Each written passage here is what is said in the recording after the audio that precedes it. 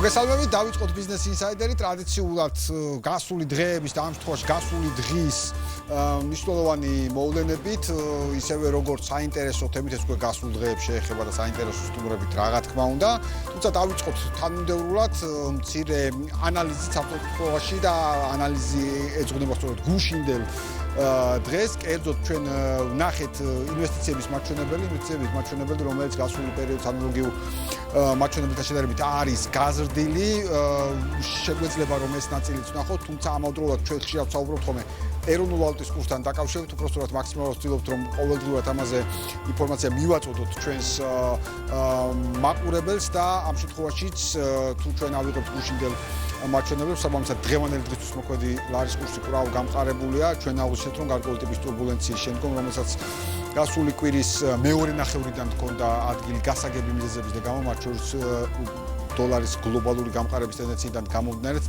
ლართან მიმართებაში შეინიშნებოდა რყევის მაჩვენებლები, თუმცა ვხედავთ დასტაბილურებას ტენდენციის, მაგრამ კვლავ დამოკიდებულები ვართ გარკვეულწილად გლობალურ პროცესებზე, რომლის პროგნოზით ცხადია ახლა და აქ ისევე როგორც მსოფლიოს ჩვენც დიდწილად გაგვიჭირდება, თუმცა მოვლენებს კი ვადევნებთ თვალყურს და შესაბამისად გაწვდით აღნიშნულ საკითხებზე ინფორმაციას. თუმცა დაუბრუნდეთ ინვესტიციებს პირველი დიაგრამა თუ შეიძლება, სადაც ჩვენ შევხედავთ ვითარებას პირდაპირ უცხოურ ინვესტიციებთან მიმართებაში და ვხედავთ სწორედ 2024 წლის მაჩვენებელს, რომელიც არის შედარებული 2025 წლის მაჩვენებელთან და ვხედავთ ამ ვითარებას, რაც გვაქვს დაფიქსირებული, ვხედავთ ზრდის ტენდენციას ამ წლში და ყოველთვის მნიშვნელოვანია, როცა ჩვენ ვსაუბრობთ პირდაპირ უცხოური ინვესტიციების ზრდის მაჩვენებელზე, ვინაიდან ახლა ლარის კურსზე დავიწყეთ საუბარი და აუცილებლად უნდა აღინიშნოს, რომ ლარის კურსის ზრდის და ლარის კურსის სიმყარის უფრო ზუსტად რომ ვთქვათ, პარალელურად აუცილებელია ვახსოვოთ ფაქტორები, რომელიც ლარის კურსზე გავლენას ახდენს და მათ შორის არის სავალუტო შემოდინებები. ხო, სავალუტო შემოდინებები, რომელიც დაკავშირებულია ტურიზმისთან შემოსავლთან, რომელიც დაკავშირებულია ექსპორტიდან შემოსავლთან, რომელიც დაკავშირებულია გადმოეწყობთან და რომელიც დაკავშირებულია სწორედ პირდაპირ უცხოურ ინვესტიციებთან და ხშირად ჩვენ ვახსენებთ ხოლმე ლარის კურსის გარკვეულ დროებით მერყეობაზე, ვახსენებთ სიტყვას, რომ ფუნდამენტური ფაქტორები მასზე არ მოქმედებს. დიახ, ფუნდამენტური ფაქტორებია სწორედ ის 4 ფაქტორი, რომელიც ჩამოთვალეთ და მათ შორის ვხედავთ ხომ რომ 2025 წლის მეორე ნახევრიდან ჩვენ ვხედავდით გამყარებულ ლარის კურსს, რომელიც გვაქვს დღესაც და ფუნდამენტური ფაქტორები, დიახ, ერთ-ერთი მნიშვნელოვანი ფაქტორი სწორედ ინვესტიციები იყო და ეს ნაწილი ჩვენ ვნახეთ აქ, ასევე ვნახეთ სარეკორდო შემოსავლები ტურიზმიდან, ისევე როგორც ვნახეთ სარეკორდო შემოსავლები ექსპორტის ნაწილიდან და სტაბილური მაჩვენებელი გადმორიცხვებიდან. ყველა ფუნდამენტური ფაქტორი, რომელიც ლარის კურსზე გავლენას ახდენს, ჩვენ ვნახეთ რომ პოზიტიური ტენდენციით ხასიათდება, საკმაოდ შემთხვევაში სარეკორდო მაჩვენებლები და ცხადია არ არის გასაკვირი ლარის კურსის გამყარების ნაწილი, არც ეს და არც ის, რომ ამ პერიოდის განმავლობაში მიუხედავად იმისა, რომ წინასწარმეტყველები პირიქით იქნებოდა, ეროვნულმა ბანკმა შეძლო რეკორდული რაოდენობით რეზერვების შეძენა მთელი ამ პერიოდის განმავლობაში. თუმცა, როცა ჩვენ ინვესტიციებზე ვსაუბრობთ და ინვესტიციებს ჩვენ შემდგომ გადასცემებში კიდევ უფრო მიმოვიხილავთ, როცა ჩვენ ინვესტიციებზე ვსაუბრობთ, აუცილებლად უნდა ვისაუბროთ Eagle Hills-ის ინვესტიციაზე და მე მინდა შემდგომი დიაგრამა ვაჩვენოთ, თუ შეიძლება, სადაც როცა ვლაპარაკობთ შემოსავლებზე 2025 წლის მეოთხე კვარტალში ყველაზე მსხვილი ინვესტორთა შორის, ანუ 10 ყველაზე მსხვილი ინვესტორთა შორის და დღეს ბიზნეს ინსაიდერის ექსკლუზივია ეს ნაწილი, 10 ყველაზე მსხვილი ინვესტორი გავაცანით ჩვენს მკითხველებს ვებგვერდზე ამ შემთხვევაში და აქ ამ შემთხვევაში წარმოგიდგენთ უკვე Eagle Hills-ის ნაწილს. Eagle Hills-ი მოხვდა სწორედ 10 ყველაზე მსხვილ ინვესტორს შორის და ხშირად დიახ იმ ადამიანების ასე ვთქვათ გასაგონად, ხო, შეიძლება გასაგონად, ანუ საიკითხავენ დასანახად. მინდა ვთქვა, რომ როცა კითხვა ისმევა, რომ Eagle Hills-ი ფუჭის იტყვებია და ინვესტიცია არ ხორციელდება, რა ვიცი, აქ სტატი, კონკრეტული მონაცემები, ათეულში Eagle Hills-ი.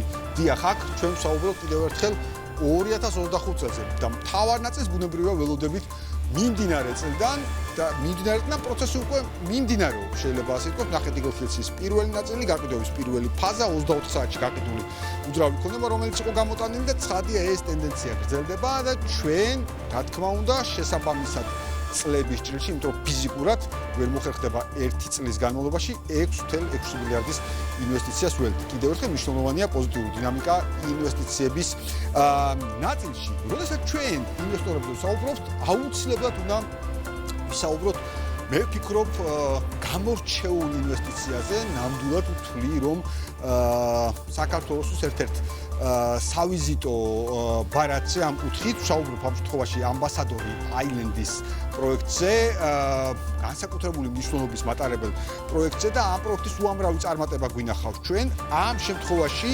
ამბასადორ აილენდ ბათუმის პროექტი MIPIM 2026-ის გლობალურ ურბანულ ფესტივალზე წარადგინეს. ეს მოხდა კანში, უძრავი ქონების ერთ-ერთ ყველაზე მნიშვნელოვან საერთაშორისო ღონისძიებაზე. 13 მარტის ჩათვლით ფესტივალების სასახლეში მიმდინარე ღონისძიებაზე კომპანიის გუნდის საერთაშორისო ავტორიას პროექტის კონცეფციას და საქართველოს საინვესტიციო პოტენციალს გააცნობს. ფესტივალის ფარგლებში იმართება ამბასადორი აილენდ ბათუმის პრეზენტაციაც, სადაც წარმოდგენილია ხელოვნური კუნძულის არსი, ღირებულებები, მისი ურბანული კონცეფცია და ის გამორჩეული საინვესტიციო სელებლობები, რომელთაც პროექტი საერთაშორისო ინვესტორებს თავაზობს. ამბასადორი აილენდ ბათუმის გენერალური დირექტორის გოჩა კამკიას განცხადებით, მსგავსი მასშტაბით პლატფორმა, რაც თქო მნიშვნელოვანია, რათა საერთაშორისო ბიზნეს წრეებს სათანადოდ წარედგინოს როგორც თავად პროექტი, ისე მთლიანად ქვეყნის ხელსაყრელი გარემო და ბატონი გოჩა აღნიშნავს, რომ ეს არის ფართომასშტაბიანი კამპანიის გაგრძელება, სადაც სწორედ პროექტს აცნობენ საერთაშორისო აუდიტორიას.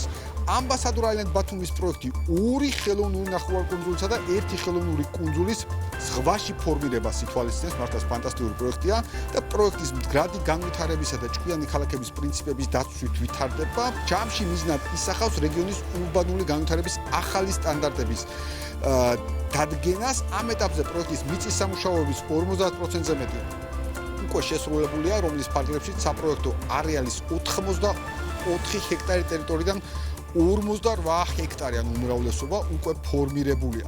სწორედ ამ ფესტივალის განმავლობაში კომპანიის წარმომადგენლები სხვადასხვა ბიზნეს პროგრამებში მიიღებენ მონაწილეობას და სპეციალურად მოწყობილ მულტიფუნქციურ სტენდთან დაინტერესებულ პირებს კუნძულზე არსებულ საინვესტიციო შესაძლებლობებთან დაკავშირებულ დეტალურ ინფორმაციას მიაწვდიან. ამბასადორ აილენდ ბათუმის პროექტს ამბასადორი ჯგუფი საერთაშორისო პარტნიორებთან ერთად ახორციელებს, მათ შორის არიან ცნობილი ბრიტანული კომპანია, რომელსაც არაერთი მსოფლიო მასშტაბით ცნობილი ქალაქის დაგეგმარებაში აქვს მიღებული მონაწილეობა, ისევე როგორც ძალიან ცნობილი არქიტექტურული საინჟინრო კომპანია და ამერიკული არქიტექტურული კომპანია. ასევე თუმცა კიდევ ერთხელ შემსაუბრს ასევე ჯობს, რომ აი ამ ნაწილში დამატებითი ინფორმაცია უკვე კომპანიის ხელმძღვანელობის განმოვისმა.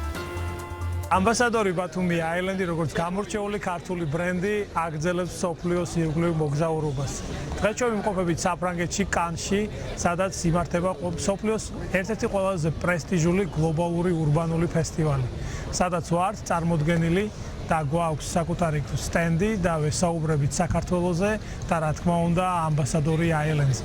მოცემულ შემთხვევაში ჩვენი სტრატეგია იყო შეგვექმნა ამ სხულ მოთამაშეებს შორისაც განსხვავებები.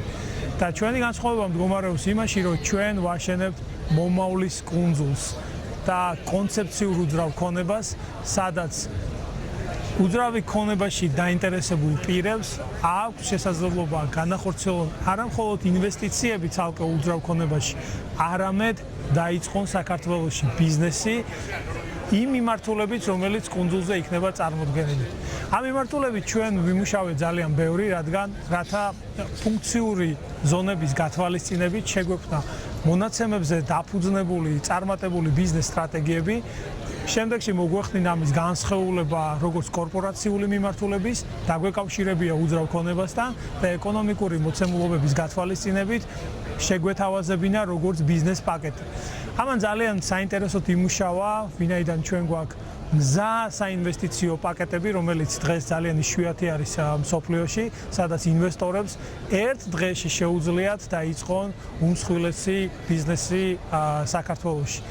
მოცემულ შემთხვევაში ჩვენი ძლიერი მხარე, რა თქმა უნდა, არის ბოლო წლებში საქართველოს მიერ ნაჩვენები მაღალი GDP-ს მონაცემები, კერძოდ 2024 წელს შევიცით, რომ იყო 10% ეკონომიკური ზრდა და ეს აქაც იგრძნობა, ვინაიდან ინფორმირებული არის ძალიან ბევრი ინვესტორი ამის შესახებ.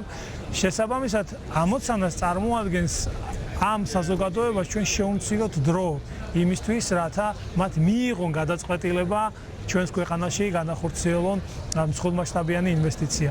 ამ მხრივ ჩვენ ვამაყობთ, რომ ბათუმის კუნძულზე ავაშენეთ ძალიან მოქნილი, თანამედროვე დასავლური სისტემა იმ თვალსაზრისით, რომ ჩვენ თავიდანვე მოვიწვიეთ გლობალური კომპანიები ჩვენს კუნძულზე, რათა მათ შეექმნათ მომავლის კონცეფცია, ხოლო შემდეგში ისევ ქართულ სპეციალისტებზე დაყრდნობით ჩვენ შევქმნით სამართლებრივი და ეკონომიკური და ასევე უძრავქონებასთან დაკავშირებული ბაზა, რომელიც იძლევა შესაძლებლობებს სულ რაღაც ერთ დღეში იყოს მიღებული გადაწყვეტილება საქართველოში ინვესტიციების განხორციელებასთან დაკავშირებით.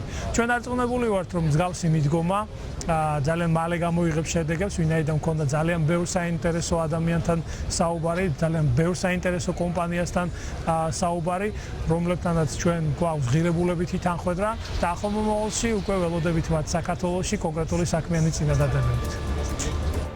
ძალიან საინტერესო შეფასება, ბატონო გოჩას შეფასება სწორედ პროექტთან დაკავშირებით და მინდა აღვნიშნო ბატონო გოჩას განსაკუთრებული აქტივობა ყოველთვის, როდესაც საკითხი ამ მართლაც ვიტყოდი ასე ისტორიულ პროექტს შეეხება, ვინაიდან რომ წარმოვიდგინოთ პროექტის კონცეფცია და ჩვენ ვიზუალს ხედავთ ხოლმე, წარმოდგენის ფარგლებშიც კი ჩანს თუ რა მასშტაბზე ვსაუბრობთ და როგორ ვიტყოდი ასე მსოფლიოსთვის საჩვენებელ ნაწილზე ვსაუბრობთ, რომელიც აქ ჩვენს ქვეყანაში ბათუმში იქნება. წარმატებები მინდა აუსურვო ცხადია ბატონ გოჩას ამ პროექტს მთლიან ფანტასტიკურ გუნდს და ჩვენ არა ერთხელ ჩვენი გადაცემის ფარგლებში და ჩვენი პლატფორმების ფარგლებში, Business Insider-ის პლატფორმების ფარგლებში არაერთხელ მოგვიწევს მართლაც ამ სასიამოვნო პროექტზე საუბარი. განვაგრძოთ ამჯერად უკვე ენერგეტიკის ნაწილზე საუბარი და კიდევ უფრო საინტერესოა, რომ მუდმივად შეიძლება ასე ითქვას,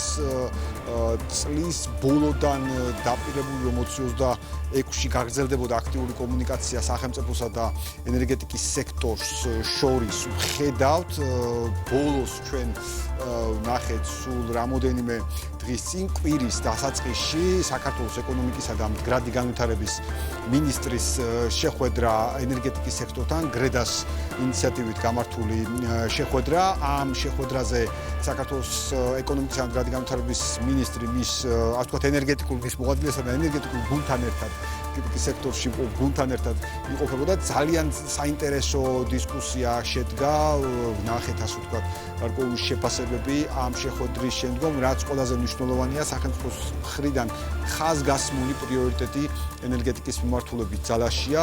Business Insider-ის სულ პირველ გადაცემაში აქ მაესტროზე იმყოფებოდა და გახსნა Business Insider-ის აკაური გადაცემა და სეზონის ეკონომიკისა და მდგრადი განვითარების მინისტრმა და ჩვენ რომ გადაცემა შემდგომ უყურებდით, ერთ-ერთი დიდი ნაწილი შეეხო სწორედ მინისტრის მხრიდან ენერგეტიკაზე საუბარს, სადაც ჩანს კიდეც სამინისტროს გამოკვეთილი პრიორიტეტი ამ ნაწილში. ასევე ჩვენ ამ გადაცემაში, Business Insider-ის ამ გადაცემაში ამ არასრული ერთ თვის განმავლობაში მოვასწარით და რამოდენიმეჯერ ძალიან საინტერესო მოხილვა ჰქონდა ენერგეტიკის ჭრილში. დღეს ამავე თემებზე გავაგრძელებთ საუბარს, თუმცა პირველ რიგში დაუბრუნდეთ ამ შეხვედრას. მნიშვნელოვანია, რომ შევაფასოთ ერთის მხრივ და ჯერ ვნახოთ კომენტარები, ასე ვთქვათ, ამ შეხვედრის დასრულების შემდგომ, როგორც მინისტრის, ისე სექტორის და შემდგომ უკვე საუბარსაც ამავე თემებზე განვაგრძელებთ, თუმცა პირველ რიგში მოვისმინოთ შეფასებები.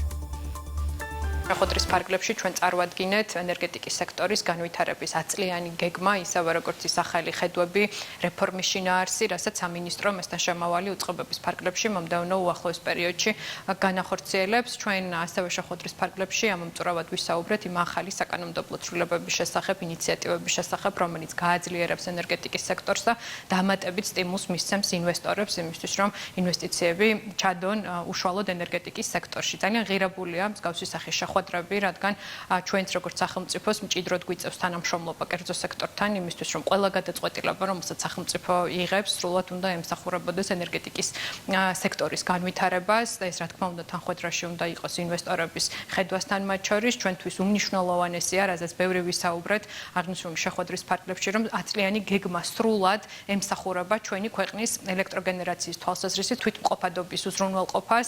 ეს ჩვენთვის რა თქმა უნდა ძალიან მნიშვნელოვანია, რადგან ეს არის გარანტია ჩვენი ქვეყნის დამოუკიდებლობისა და უსაფრთხოების და ეს რა თქმა უნდა პირდაპირ პროპორციულად გულისხმობს იმას, რომ ჩვენმა ქვეყანამ უნდა გაანულოს საჭიროება იმპორტის ელექტროენერგიის თვალსაზრისით და ჩვენ უნდა ვუზრუნველყოთ საქართველოში გენერირებული ელექტროენერგიით სრულად ჩვენი შიდა საჭიროების უზრუნველყოფა. დღეს ვხედავთ, რომ არის აქტიური მოძრაობა იმ ძველი პრობლემების მოგვარება, რომელიც წლების განმავლობაში დაგვიგროვდა, იმ საკითხების გადაწყვეტა, რომელიც ინდივიდუალურად შეიძლება პროექტების მიხედვით საჭიროა, რომ მეტი ყურადღება დაეთმოს და ასე შემდეგ. ამიტომ გაჩერებული სექტორი გადადის აქტიურ მოძრაობაში და აქტიური მოძრაობის შედეგი უნდა იყოს ის ინვესტიციები, რომელიც ამ ქვეყანაში უნდა შემოვიდეს და ყველაზე მთავარი მიზანი, რომ ენერგეტიკული უსაფრთხოება საკუთარივე ენერგორესურსებით მივახციოთ. შესამჩნევი არის ის ხელშეწყობა და ის მონდომება, რომელიც აქვს ახლანდელ საჯარო სექტორის იმისათვის, რომ განვითარდეს ენერგეტიკა, პრაქტიკულად ეს თქვათ მიძინებული პროექტები და სექტორი, რომელიც უკვე ძალიან დიდი ხანია, თქვათ, მორატორიუმის ტიპის მდგომარეობაში იყო, გაცოცხლდა, თავიდან ჩვენ მივიღეთ უკვე ზუსტად დაზუსტებული ინფორმაცია თუ რამდენი პროექტი, რამხელა სიმძლავრეები ესეჭიროება ქვეყანას შემდეგი 5 წლის განმავლობაში და შემდეგი 10 წლის განმავლობაში.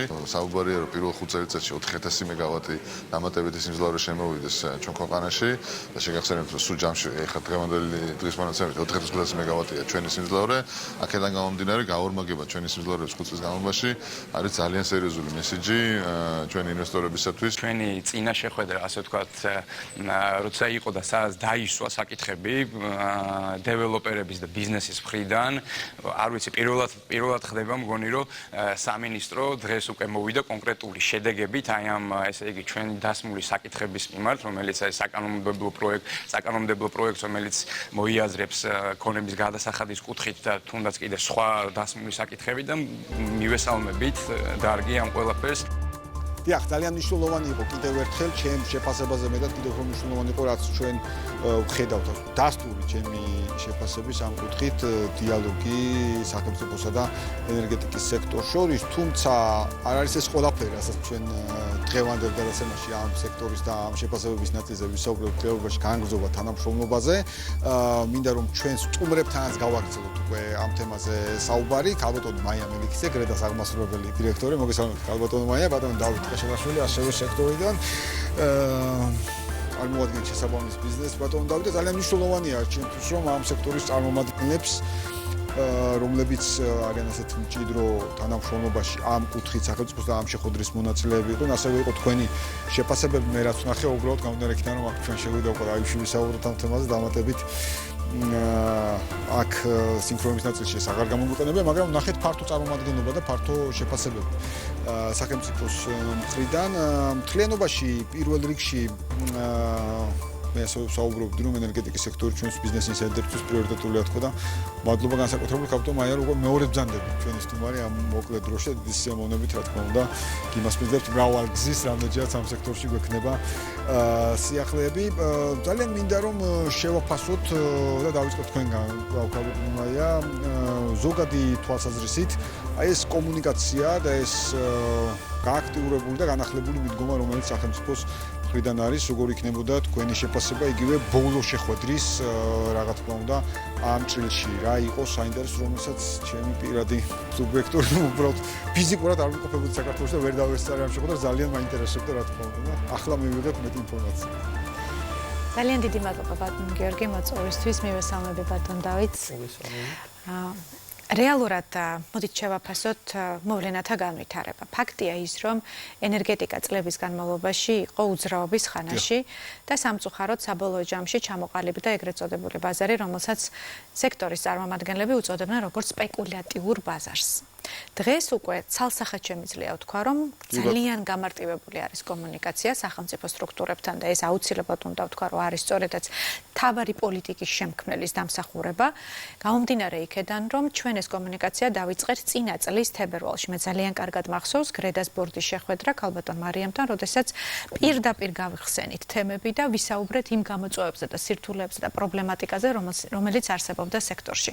ამას მოყვა მერე შემხედრი ნაბიჯები და იცით რა იყო ყველაზე საინტერესო, რომ წამოვიდა ძალიან დიდი პოზიტიური დამოკიდებულება იმასთან დაკავშირებით, რომ თავად სექტორის წარმომადგენლებს ესაუბრათ პრობლემებზე გახსნილი ტექსტით, ყოველგვარი ასე ვთქვათ დაფარვის გარეშე და ოფიციალური კომუნიკაციის გარეშე. საბოლოო ჯამში ჩვენ მივედით იქამდე, რომ უკვე ორჯერ შედგა ამ ტიპის მაღალი რანგის შეხვედრა, სადაც არა მხოლოდ სამინისტრო იყო წარმოდგენილი, არამედ საქართველოს სახელმწიფო ელექტროსისტემა, იმიტომ რომ გადამცემ ქსელს ძალიან დიდი დატვირთვა აქვს, ასევე ესკო, იმიტომ რომ ეს მოგეხსენებათ არის ბაზრის კომერციული ოპერატორი, ასევე GDF-ი, ანუ ფონდი, სახელმწიფო ფონდი, რომელიც ენერგეტიკის მიმართულებით ახორციელებს პროექტებს, ბუნებრივია და აი ყველა ასე ვთქვათ ეგრეთ წოდებული stakeholder-ი, ანუ ჩართული დაინტერესებული მხარე, გარდა კერძო სექტორის წარმომადგენლებისა, ხვდებით უკვე ერთმანეთს, ეს იყო მეორე შეხვედრა და აქვე დავაანონსებ იმას, რომ აუცილებლად უახლოეს მომავალში ჩვენ გვექნება მესამე შეხვედრა, სადაც უკვე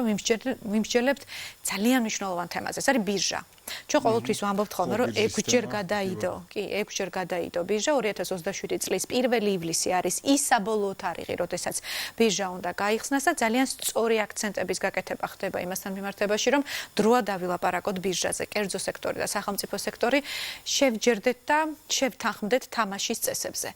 ძალიან კრიტიკულია, რომ გამჭირვალე იყოს ეს ურთიერთობა და ჩვენ გვჭირდება კვალიფიციური ინვესტორები, როგორიც არის მაგალითად ბატონი დავითი და მისი კომპანია, იმისათვის, რომ საბოლოო ჯამში მივიდეთ იქამდე, რომ ყავდეს რაც შეიძლება მეტი სწორად მოაზროვნე ინვესტორი და გენერაციის მეტი ობიექტი. კი ბატონო, სწორედ კვალიფიციური ინვესტორთან გადავინაცვლებთ თქვენის ნებართვით, ქალბატონ მაია. კიდევ ერთხელ მადლობა გრედას განსაკუთრებული ესეთი აქტიურობისთვის ამ კუთხით, რასაც ჩვენ ვხედავთ და ზუსტად ხაზგასმა ამ ნაწილის აუცილებელია, რომ დიახ, ასოციაცია ასეთი უნდა იყოს, რომ ის წევრებზე მაქსიმალურად ზრუნავდეს, იმიტომ რომ მთლიანობაში დარგის განვითარებაზე ვსაუბრობთ ყველა ერთად. ბატონ დავით, მართლა ძალიან მნიშვნელოვანია დარგში მოქმედი კვალიფიციური ინვესტორების არსებობა და აზრის მოსმენა, ვინაიდან ჩვენ ვნახეთ იმ ნაწილში, თუნდაც სახელმწიფო აღნიშნა 1 მილიარდის პატიებასთან დაკავშირებით, ასევე ვნახეთ, რომ ჩემი შეფასებით ბევრი შემთხვევითი, მსუბუქად რო ვთქვა, შემთხვევითი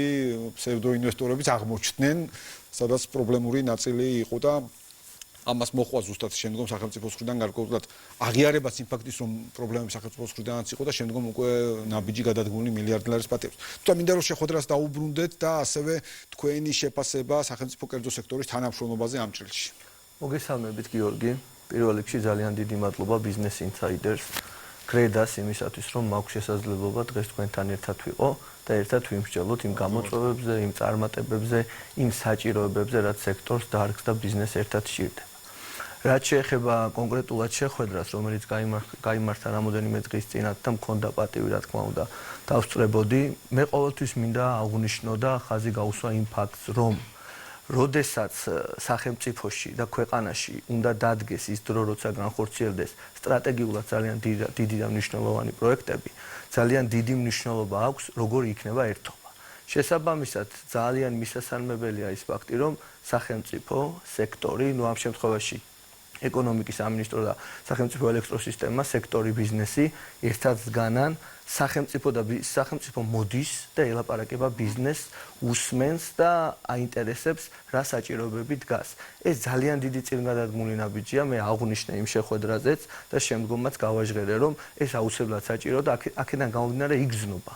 ამ ნაწილში სახელმწიფოს მხარდაჭერა, სხვანაირად ვერ განვითარდებით. სახელმწიფომ, ბიზნესმა და სექტორმა ერთად თუ არ იმუშავა, ერთმანეთს თუ არ მოусმინა, ერთმანეთის საჭიროებები თუ არ გაიზიარა, შესაბამისად ვერ განვითარდებით. ქალბატონი მაია სექტორში წარმომადგენელია და ექსპერტია, მინდა ვთქვა ამ ყველაფრის და კარგად გაუსვა ხაზი ამ ყველაფერს და კარგად აღნიშნა, რომ იყო უძრაობის ხანა, მაგრამ ეხლა ყველაფერი სხვა მიმართულებით და სხვა განვითარებით ხდება. შესაბამისად, რა თქმა უნდა, გამოწვევები ძალიან ბევრი იქნება რაღაცა გადასაჭრელი პრობლემებიც, მაგრამ საქმე სადაც კეთდება, შესაბამისად გამოწვევებიც იქ არის და პრობლემებიც ბუნებრივია იქ არის. შესაბამისად, ჩვენ ერთად უნდა დავდგეთ და ყველა ის ამოცანა, რაც დასახული აქვს სახელმწიფოს ბიზნესთან და სექტორთან ერთად ქვეყნისთვის, უნდა მოხდეს და განხორციელდეს.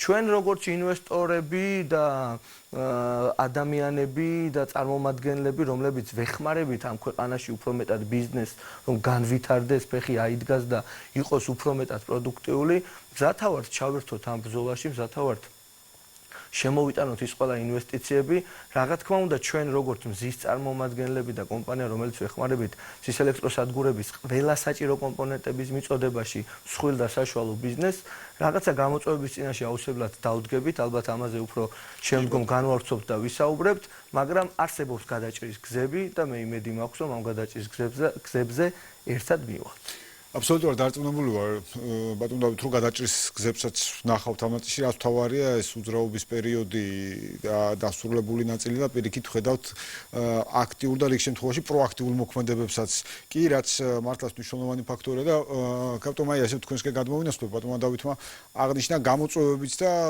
გარკვეულწილად გზავნიანი მოქმედების არეალიც დასახული მიზნებით, რომელსაც ლოა სახელმწიფოს ჰქონდეს ამ კუთხით.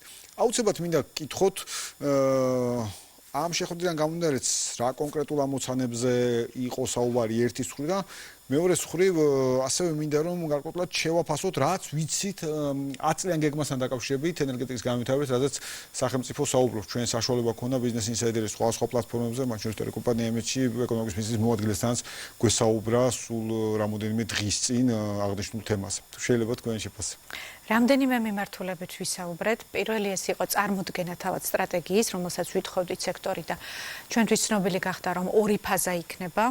პირველი ფაზა, რომელიც ითვალისწინებს დაახლოებით 4000 მეგავატის დადგმულ სიმძლავრეზეა საუბარი დამატებას ჩვენი დადგმული სიმძლავრისადმი, რომელიც დღეს შეადგენს 4600 მეგავატს და საბოლოო ჯამში მეორე ფაზა, რომელიც დასრულდება 2036 წელს, ჩვენ უნდა ვქონდეს 11500 მეგავატი დადგმული სიმძლავრე, იმისათვის, რომ ორი მნიშვნელოვანი პროექტით ვისარგებლობ და ექსპორტიორ ქვეყანად ჩამოყალიბდეთ.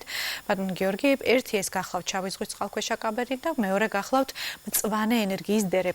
ეს ორი გადამწყვეტი და კრიტიკული პროცესია. აქვე მინდა აღვნიშნო, აი გამოწვევებზე საუბრობდა ბატონი დავითი, ორ საკითხზე გავამახვილებდი ამ კონკრეტულ სიტუაციაში ყურადღებას, ეს არის ექსპორტი. ჩვენი საექსპორტო ბაზარი ყოველთვის იყო ხოლმე თურქეთი და მიმზიდველი, იმიტომ რომ ფასი აუცილებლად უნდა ვთქვა, პანდემიის დროს იყო $20 შემდეგ 6, 8 და ასე შემდეგ. დღეს ეს ფასი არის $4. იცით რატომ? იმიტომ რომ ატომური ელექტროსადგური ააშენა თურქეთმა და ამასთანავე უზარმაზარი ჰიდრო ელექტროენერგიის გენერაციის ობიექტი.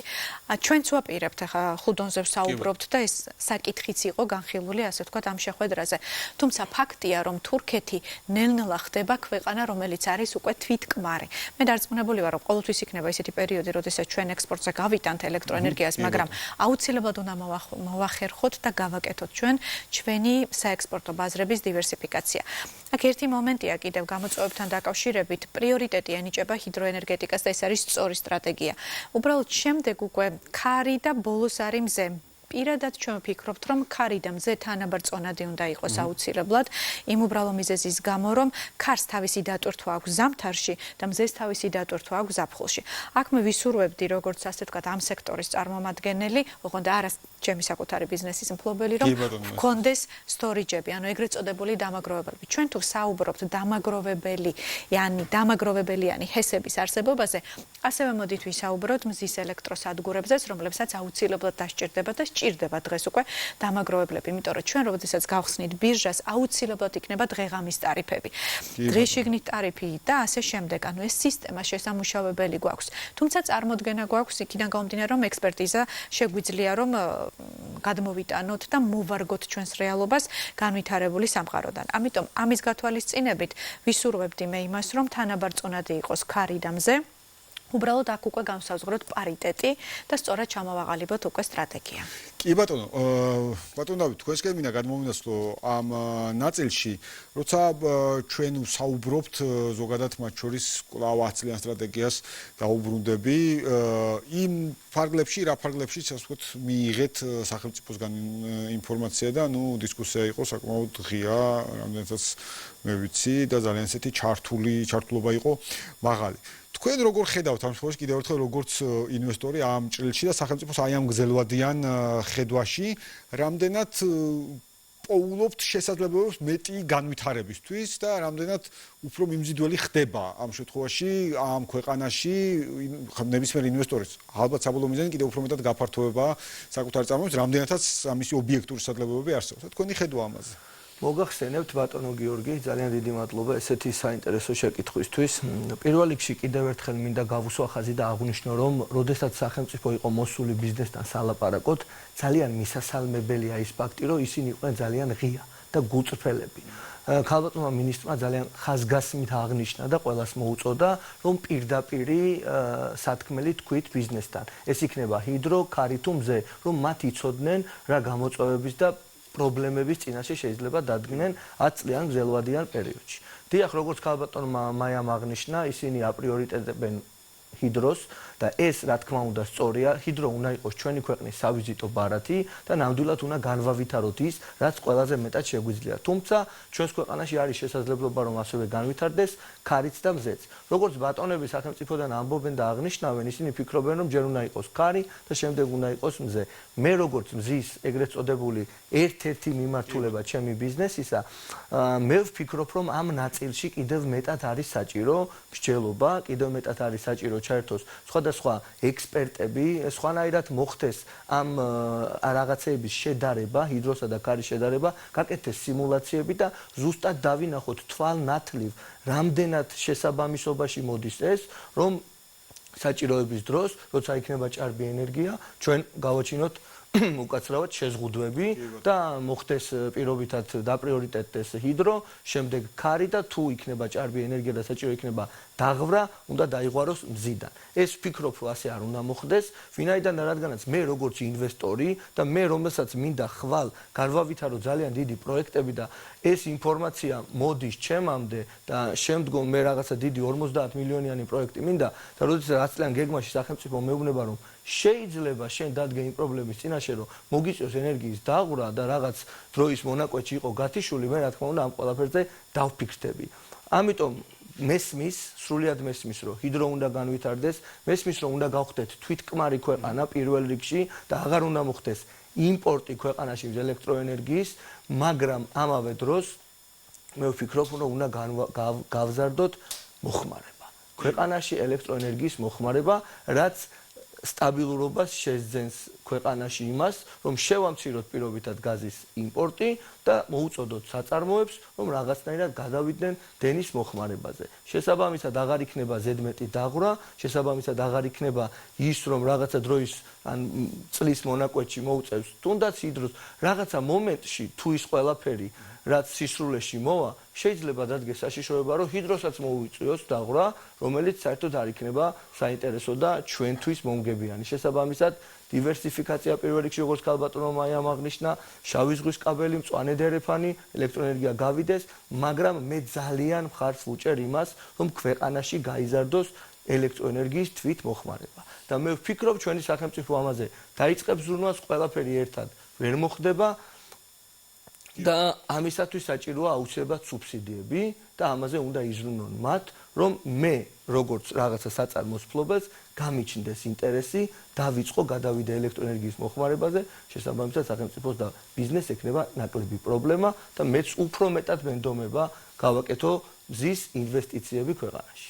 კი ბატონო, მოგყვებით სრულად ლოგიკაში, ერთის მხრივ აქ ჩვენ ასევე ვხედავთ, რომ ვსაუბრობთ სახელმწიფოს მხრიდან მოხმარების გაზდაზე, ერთის მხრივ ავტომატურად ხდება გარკვეულწილად გაზდა ამ ნაწილში ეკონომიკური ზრდის კვალდაკვალ, მაგრამ მეორე მხრივ იმ ნაწილზე, რაზეც თქვენ საუბრობთ, რომ შესაძლებელია ჩვენ გამოვიყენოთ მეტი ამ შემთხვევაში განახლებადი ენერგია ელექტროენერგიის სახით საწარმოების ჭრილშიც, საინტერესო დეტალია ასევე და ქალბატონმა კვლავ თქვენთან გადმოვინაცვლებ ამ ნაწილში, როგორ ხედავთ ჯამში, აი როცა საუბრობთ თვითკმარობაზე და ჩვენ გარკვეულწილად საერთაშორისო პროექტებიდან გამომდინარე ვისაუბრეთ ასევე საექსპორტო შესაძლებლობაზე, როგორ ხედავთ ამ პოტენციალს დღეს იმ კუთხით, რომ როგორი ტიპის აქტიურობა, ჩართულობა, ტემპი გვჭირდება, რომ მაქსიმალურად სწრაფად მივახციოთ დასახულ მიზანს, ვინაიდან კიდევ ერთხელ ერთია ეს საექსპორტო ნაწილი, რომელიც ყველას გვაღელებს, მაგრამ მეორე, როცა ჩვენ ვსაუბრობთ მაღალ ეკონომიკურ ზრდაზე და ვსაუბრობთ 7-8-9%-ზე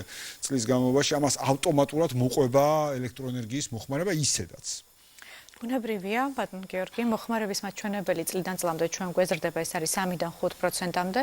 თუმცა საკუთარი მოხმარების, თუმცა აქ უნდა აღინიშნოს, რომ ჩვენ თვითკმარ ქვეყნამდე ჯერ კიდევ რამდენიმე წელი გვიკლია იმ უბრალო მიზეზის გამო, რომ ჯერ კიდევ ასაშენებელი გვაქვს როგორც ჰიდროს, ასევე მზის და ქარის მიმართულებით ელექტროსადგურები. აუცილებლად უნდა აღვნიშნოთ, თქვენ საუბარში ახსენეთ 1 მილიარდი ლარის ჩამოწერასთან დაკავშირებით განაცხადი და 16 მარტი არის ის თარიღი, როდესაც დასრულდება განაცხადების მიღება უკვე სამინისტროს მიერ და ჩვენ უფრო მკაფიოდ დავინახავთ, ვინ არიან ის რეალური ინვესტორები, ვის შეუძლია რომ განახორციელოს პროექტები და გამოთავისუფლდება ასევე დადგმული სიმძლავრეები, რომლის ათვისების შესაძლებლობაც უკვე ექნებათ სხვა ახალ ან თუნდაც ძველ ინვესტორებს უბრალოდ განსხვავებულ ლოკაციებზე. განმარტო ჩვენს მაყურებელს, ეს იყო ასე ვთქვათ ფაქტურად ყვილად დაკავებული სიმძლავრეები, რომელსაც რეალურად არც არავინ არ აწვდიდა შესაბამის პროდუქტს და უბრალოდ იკავებდა ადგილს, რომელიც ქართული ანდაზა გამახსენდა ერთი, მაგრამ აღარ გავაგრძელებ ამ დაწესდია. ნამდვილად, სწორად აღნიშნეთ. ამასთანავე გამოვეხმაურებით თქვენს წინა განაცხადსაც 10 წლიან გეგმასთან დაკავშირებით. ჩვენ გვქონდა შეხვედრა საქართველოს სახელმწიფო ელექტროსისტემასთან. არ გვეყო ის დრო, რომელიც გამოკუთვნილი იყო ჩვენთვის ორშაბათ შეხვედრისას და შემდეგ უკვე მეორე დღესაც გავაგრძელეთ ეს შეხვედრა. ჩვენ იქ ვისაუბრეთ ქსელის წესებზე. თქვენ სწორად აღნიშნეთ, ის 10 წლიანი გეგმა, რომელიც დღეს არსებობს, რეალურად ვერ პასუხობს იმ მოცემულობას და რეალობას და გამოწვევებს, რომელშიც ჩვენ ვართ. ამიტომ ქსელის წესებში შედის გარკვეული ცვლილებები, რომელიც აუცილებლად მიეწოდება სემექს ალბათ დღეს ხვალ უკვე და შემდეგ სემეკი იმსჯელებს და აუცილებლად დაამტკიცებს. მაღალი ალბათობით კერძო სექტორიც ვიქნებით ჩართული, იმიტომ რომ სემეკი, როდესაც იწყებს ადმინისტრაციულ სამართლებრივ წარმოებას, ერთი თვე არის განსაზღვრული იმისათვის, რომ მიიღოს რეკომენდაციები და მომავალ თვეში ჩვენ აუცილებლად გვექნება უკვე შეხვედრა კერძო სექტორ სემეკთან, სადაც ვიმსჯელებთ ბუნებრივია მანამდე სანამ მოხდება ქსელის წესების მიღება. ამიტომ ხაზგასმით მინდა აღვნიშნო, კრიტიკულად მნიშვნელოვანია ერთის მხრივ გენერაციის ობიექტების განვითარება და მეორეს მხრივ 10 წლიან გეგმაში აუცილებლად უნდა მოხდეს ის გადამცემი ხაზები, რომელიც უნდა აშენდეს იმისათვის, რომ გენერირებული ელექტროენერგიის მიტანა მოხდეს საბოლოო მომხმარებლამდე. ეს შეიძლება ცოტა რთულად აღსაქმელია, მაგრამ ნახეთ, ელექტროენერგიას აქვს თავისი ციკლი. ეს არის გენერაცია, გადაცემა, განაწილება, მიწოდება. აი ეს 4 ნაბიჯი აუცილებლად უნდა გაიაროს წარმოებულმა ელექტროენერგიამ.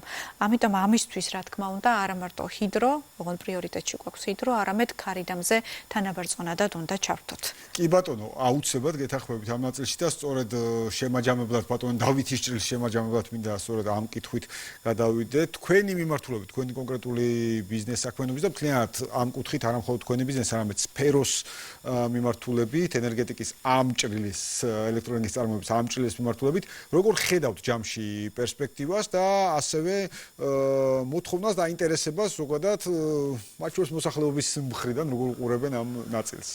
მოგახსენებთ ბატონო გიორგი, ჩვენ უკვე დაახლოებით 4 წელია ვოპერირებთ ბაზარზე. ჩვენ დავიწყეთ მთლიანად კავკასიას ვფარავთ და გარდა ამისა, ჩვენ როდესაც შემოვედით ბაზარზე, შევქმნით ჰაბი. ჰაბი მოიაზრებს იმას, რომ სრულიად საქართველოსდან ხდებოდა დაფარვა ამიერკავკასიაში, სომხეთის, აზერბაიჯანის და მე მახსოვს იყო დრო, როცა პროდუქციას მივაწვდით უზბეკეთში, ყაზახეთში და მე მახსოვს, რომ მონღოლეთშიც კი საქართველოსდან წავიდა პროდუქცია. შემდგომ შეიცვალა სურათი და მთელი ამ 3 წლის განმავლობაში აქტიური იყო ძალიან სომხეთი, ძალიან აქტიურობდა მაშინ, როცა ჩვენთან იყო ძალიან ნელი ფაზა ამ ყველაფრისა და აი ერთი-ოროლა პროექტები თუ სადღაცა უხეშად რო ვთქვათ, გაიფარცხალებდა. ამ დროს ამასობაში სომხეთმა ააშენა 1000 მეგავატი მზის ელექტროსადგური და თამამად შემიძლია ვთქვა, რომ დაახლოებით 70%-ში პირადად ჩვენ მივიღეთ იქ ყველაფერში მონაწილეობა. შემდგომ ავაც ახსენებელი ამბავი მოხდა, რომ უცებ აღმოჩნდა ის, რომ საქართველოსდან ვეღარ ხდება პროდუქციის მიწოდება, იმიტომ რომ ორმაგი დანიშნულების პროდუქტია და ასე შემდეგ. თუმცა ჩვენ გამოსავალი ვიპოვეთ ვინაიდან და რადგანაც ვიყავით ჩეხური კომპანია და ტრანზიტის პირობებში ისევ მივაწვდით პროდუქციას, თუმცა ამით ქვეყანამ დაკარგა ძალიან დიდი შემოსავალი, იმიტომ რომ მაგ კოლოსალურ თანხებზე იყო მაშინ ლაპარაკი, როცა უზარმაზარი პროექტი იწარმოებოდა სომხეთში. მაგრამ შარშან და წელს უკვე სურათი საგრძნობლად შეიცვალა, ბიზნესმა იქ დაიწყო დაძინება და ეხლა აპირებენ შემსთორიჯებს ეგრეთ წოდებულ შემნახველებზე გადავიდნენ, თუმცა ჩვენს ქვეყანაში ეს ბიზნესი უხეშად რო ვთქვათ აფეთქდა. აფეთქდა, დაიწყო მოთხოვნა და ჩვენ მიწოდებას ვერც კი ვახერხებდით, იმდენად იყო მოთხოვნა.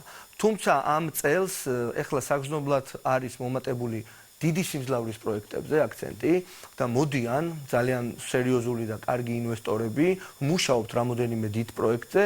თუმცა კიდევ ერთხელ მინდა ხაზი გაუსვა, რომ ვინაიდან და რადგანაც რაღაცა გამოწვევების წინაშე შეიძლება დადგეს მზის ბიზნესი, შეიძლება ამ ინვესტორებმა ხვალდაზე უფრო კაფიოდ დაიწყონ ამაზე ფიქრი გრძელვადიან პერსპექტივაში, რამდენად უღირთ 20 მილიონიანი და 25 მილიონიანი პროექტები ააშენონ, მაგრამ ტენდენცია არ წყდება, სურვილი არ წყდება. ამაზე მაგალითად რამოდენიმე ინვესტორთან მქონდა ირიბად საუბარი, რას ფიქრობთ, რომ შეიძლება ამ გამოწვევის წინაშე დადგეთ, მაგრამ გაჩერებას არ აპინებენ, ფიქრობენ, რომ ეს არის მომავლის ენერგია, ფიქრობენ, რომ ეს ბიზნესი აუცილებლად ჩვენ ქვეყანაში უნდა განვითარდეს, აი სახელმწიფო ამბობს, რომ 1700 მეგავატი უნდა აშენდეს პირველ ეტაპზე, იქ იყო საუბარი, რომ ვიღაცებს, ვისაც ეგრეთ წოდებული დაბევებული პროექტები ჰქონდათ, ეს პროექტები ჩამოერთმევათ, ასევე სახელმწიფო ძალიან კაფიოდ და კარგად განმარტავს იმ ფაქტს, რომ სანამ ადამიანი მივა სამშენებლო მემორანდუმამდე, ეხლა გაივლის ძალიან ბევრ ეტაპს, რომელიც ნამდვილად დაარწმუნებს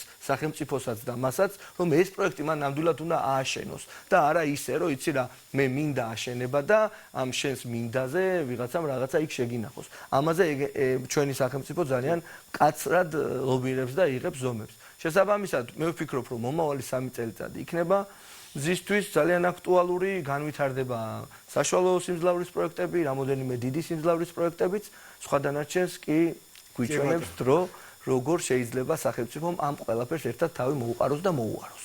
კი ბატონო, მოვლა ამ ყველაფერს. კი ბატონო, გეთანხმებით და აქ შემაჯამებელ დავიწყეთ ქალბატონ მაიას და ისევ ქალბატონ მაიასთან გადმოვალ. სწორედ გრედას ჭრილში, როცა საუბარია თითოეულ მიმართულებით ამდენ კომპანიის საქმიანობაზე, მოულა და პატრონობაზე, კერძო სექტორის მხრიდან. ძალიან კარგი გაგებით ლობირების ნაწილზე, როგორი ასოციაციის გეგმები მიმდინარე წელსაც და მთლიანად ამ პერიოდში ჩვენ კიდევ ერთხელ მოგვიწევს საუბარი, თუმცა მოდით უახლეს გეგმებზე ვისაუბროთ ამ ნაწილში და თან შევაჯამოთ ჩვენი ეთერის ნაწილი. ძალიან დიდი მადლობა ბატონ გიორგი ამ შესაძლებლობისთვის. სალსახად უნდა აღვნიშნო, რომ გრედას მთავარი მიზანი არის, რაც შეიძლება მეტი ინვესტიციის მოზიდვა მოხდეს განახლებადი ენერგოწყაროების უტილიზაციის ჭრილში. ჩვენ უნდა შევცვალოთ ის მაჩვენებელი, რომელზეც შარშანაც ვსაუბრობდით და წელსაც. გულისხმობ იმას, რომ 25% არის ათვისებული ჰიდროში, სულ რაღაც 3% არის ათვისებული დღის მონაცემებით მზეში და 5-მდე არის ქარში. ანუ ეს მაჩვენებელი ჩვენ უნდა შევცვალოთ, უტილიზაცია აუცილებლად უნდა გავზარდოთ. დაუდგეთ გვერდში კომპანიებს იმისათვის, რომ არ მოხდეს იმ ბარიერებიდან გამომდინარე მათი ბიზნესების გაჩერება თუ ავად სახსენებელი, თქვათ, პრობლემების შექმნა, რომელიც საბოლოო ჯამში დაარტყავს როგორც ეკონომიკას, ასევე ცალკეულ ბიზნესს. კიდევ ერთხელ ძალიან დიდი მადლობა მინდა გადაგიხადოთ ქალბატონ მაია, ბატონო დავით სტუმრობისთვის, ძალიან საინტერესო საუბრისთვის და კიდევ ერთხელ ჩვენ გავაგრძელებთ ამ თემებზე საუბარს, ვინაიდან თემა აქტუალურია დღეს კიდევ ერთხელ დავწმუნდი თქვენი შეფასებით, მიხარია პროფესიონალთან საუბარი ყოველთვის. დღეს კი ბიზნეს ინსაიდერი ამით დასრულებულია, ეკონომიკისა და ბიზნესის მთავარ სიახლეებს ყოველთვის შეგიძლიათ გაესწროთ ვებგვერდზე business insider-ში, მე კი ტრადიციულად მომდევნო დღემდე ხვალამდე გემშვიდობებით.